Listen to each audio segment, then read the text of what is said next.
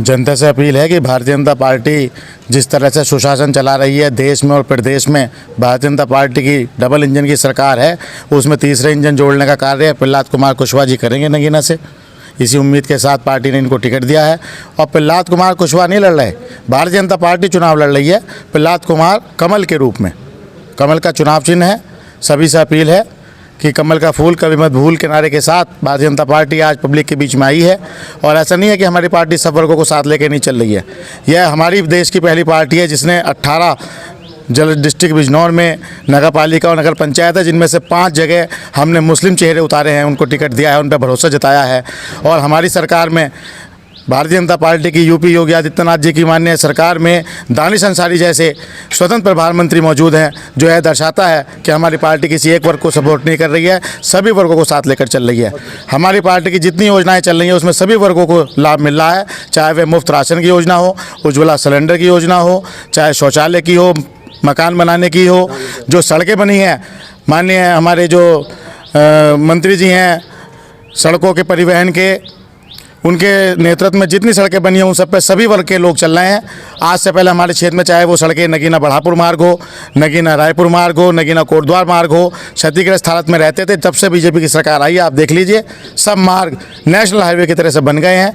और यहाँ पर बहुत पैसा सरकार ने लगाया है जिस पर सभी वर्गों के लोग चलते हैं। और जब सड़कें अच्छी होती हैं तो व्यापार भी अच्छा होगा, और व्यापार अच्छा होगा तो सभी लोग समृद्धशाली बनेंगे। और भी दिग्गज प्रत्याशी मैदान में हैं।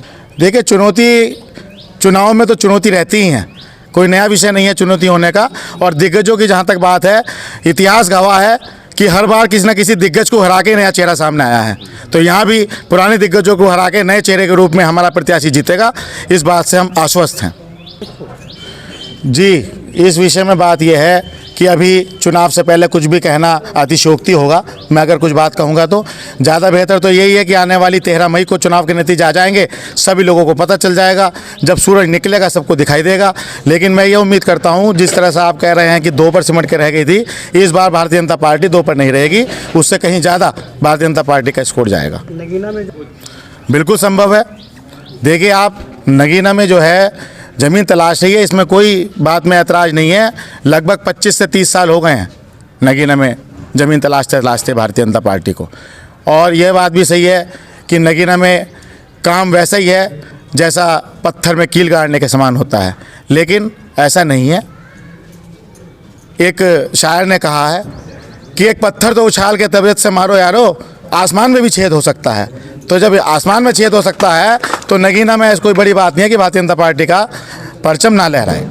चुनावी घोषणाएं हम और पार्टियों की तरह लैम चूस देने का काम या चुनावी रेवड़ियाँ बांटने का काम नहीं करते हैं। हम कार्य धरातल पकड़ने में विश्वास रखते हैं। इससे पहले आप देखिए, ब्लाक कोतवाली है, ब्लाक कोतवाली में भी बहुत समय से सूखा पड़ा हुआ था। अब भारतीय जनता पार्टी के ब्लाक, जब से ब्लाक प्रमुख बनी है श्रीमती तृप्ति राजपूत, तब से ब्लाक में आप जाके देखिए एक बार ब्लाक की क्या स्थिति हो गई है। पहले ब्लाक कैसा था, आज कैसा है। ग्रामीण से बता रहा हूँ कि जब नगर पालिका में भी भारतीय जनता पार्टी का नुमाइंदा होगा और डबल इंजन की सरकार हमारे पास है, तो निश्चित तौर पे देश और प्रदेश से मदद उसे मिलेगी और नगर पालिका की तस्वीर बदलेगी। और हमारा मानना है जैसे मक्का में हिंद, उसी तरह से हिंदुस्तान में नगीना का नाम चमकेगा। जैसे अभी प्रमुख साहब ने बताया, काफ़ी लंबे समय से यूँ कहो एक ही परिवार का यहाँ पे होल्ड चला आ रहा है नगर पालिका में। लेकिन चूँकि यहाँ के लोगों को ये बात समझने में थोड़ी देर ज़रूर हुई है, लेकिन इस बार हर वर्ग में, हर धर्म में कोई न देख के हर कोई आदमी ये चाह रहा है कि इस बार भाजपा का परचम नगीना पालिका में लहराए। और जिस हिसाब से केंद्र और राज्य सरकारें काम कर रही हैं, उसे देखते हुए यहाँ की जो जनता है, यहाँ का जो वोटर्स है, उसने एक मन बना लिया है कि यहाँ पर भाजपा के प्रत्याशी प्रहलाद कुशवाहा को भारी मतों से विजय बनाना है। देखिए, मुख्य 20 साल में एक परिवार ने पूरी नगर पालिका का लगभग एक तरह से नाश ही मार दिया पूरा। आप ये समझ लीजिए, नगर पालिका जैसी अब से 30 साल पहले थी, सेम ऐसी ही वहाँ खड़ी है अभी। नगर में काम करने के नाम पर जो गोरख धंधा, जो अपने ही ठेकेदारों से ज़बरदस्ती के टेंडर देके कागजों में काम कराए गए हैं, सबसे पहले हम उनकी जांच कराएंगे।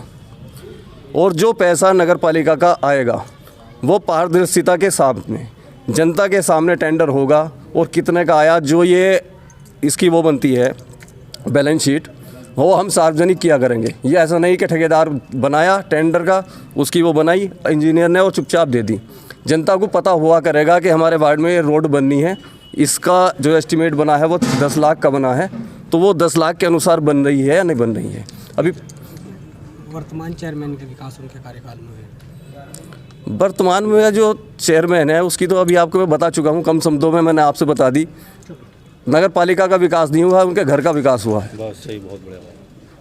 क्या नाम है जी आपका? मोहम्मद हुमायूं परवेज़ समर्थक के रूप में आप मौजूद हैं यहाँ पर, जी। तो क्या अपील है जनता? भारतीय जनता पार्टी ने प्रहलाद कुशवाहा जी में विश्वास जताया है और वैसे प्रमुख जी ने सब बता ही दिया है, ज़्यादा बोलने की कोई आवश्यकता नहीं है।